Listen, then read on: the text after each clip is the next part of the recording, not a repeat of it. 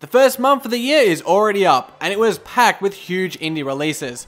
We'll be covering all of them in this video, but before we do, here are some quick headlines and honourable mentions. First off, in some unfortunate news, it was announced last week that Mega Man's spiritual successor Mighty No. 9 will be delayed indefinitely. The game was supposed to release February 9th. This setback is the third for the project. A couple of last year's indie hits are getting console versions. Rhythmic roguelike Crypt of the Necrodancer will be available to PS4 and PS Vita owners come February 2nd, and 2D cover shooter Not a Hero will be ported to the PS4 on the same day. Not a Hero's Vita port was cancelled due to technical limitations on the console. Harebrained Schemes, perhaps best known for reviving the Shadowrun series through Kickstarter, have given a release date for their next game. Necropolis, a combat-oriented roguelike, will hit Steam March 17th. Lastly, we just got a release date for Superhot, and it's coming very soon. It'll be on PC by February 25th and Xbox One a few weeks later. First a film and now an interactive animation, Plug and Play is an utterly bizarre piece of surrealism that provokes thought and emotion. Crashlands is an action RPG with a ginormous crafting system and Pokemon-esque pets that works on both computers and phones. Now out in early access, Maximum Override lets you wreak havoc upon a city, from the makers of Apotheon.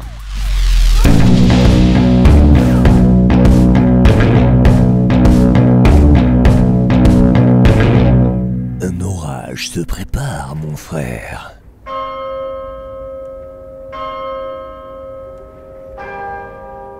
La nouvelle. Flying in at number 5 is Aviary Attorney. This courtroom affair easily draws comparison to the much regarded Ace Attorney in terms of style and, in our opinion, quality as well. The dialogue is just as zippy, the characters are just as colourful, and the plot twists just as numerous and unforeseeable. But let's talk about the differences. The obvious ones are the cast of anthropomorphic animals, the 19th century Paris setting, and the portrait-styled art. Less obvious is that losing a case won't stop the game and force you to repeat until successful. Instead, the game continues, eventually leading you to one of 3 different endings. Ace fans should swoop on this, and so should any player who loves dialogue-driven characters and narrative. So you all moved in? No, not really. And it's Jonas? Not Jonah? Yeah, Jonas. Everyone, this is Jonas. A group of teenagers hit up an abandoned spot for a night of partying, but stumble upon supernatural forces turning things sour. It's cliche and as 80s as its art style, yet Oxenfree isn't what you'd expect it to be.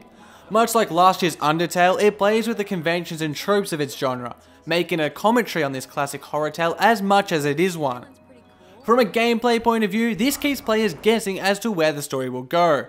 More than just being clever, Oxenfree has genuinely good writing and characters that culminates in its own terrific story. Oxenfree taps into the nostalgia of 80s horror romps and still heads in new directions. Something's wrong. There is a great horror beneath the manor.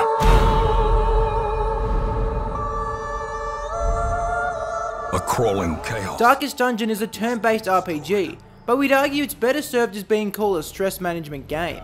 As you lead your party through a dungeon, you need to consider if you have enough balance. Does your team have range, healing? But the primary concern is the stress levels of your heroes.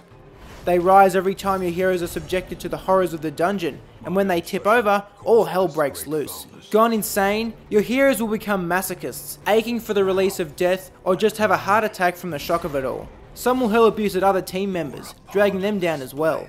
It's really a lucky dip of terror, leaving you just as stressed as your heroes.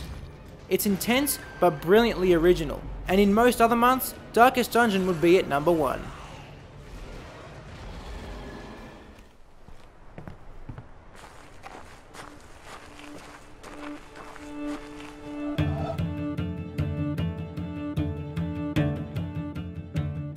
For the first time here on Indieformer, we have 2 games sharing the number 1 spot.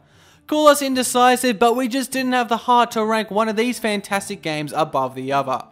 The first of these number 1s is Jonathan Blow's The Witness. Already, The Witness has sold more copies than Braid did in its first year, showing just how much has changed in 7 years. But some things don't change, and one of those is Blow's ability to design remarkably intricate puzzles. With no tutorials or hints, The Witness's 500 plus puzzles, each bringing a new idea, will take a while to solve. But they are worth it. They respect the player's intelligence and make you feel super clever for completing them. The Witness is simply puzzle gaming heaven.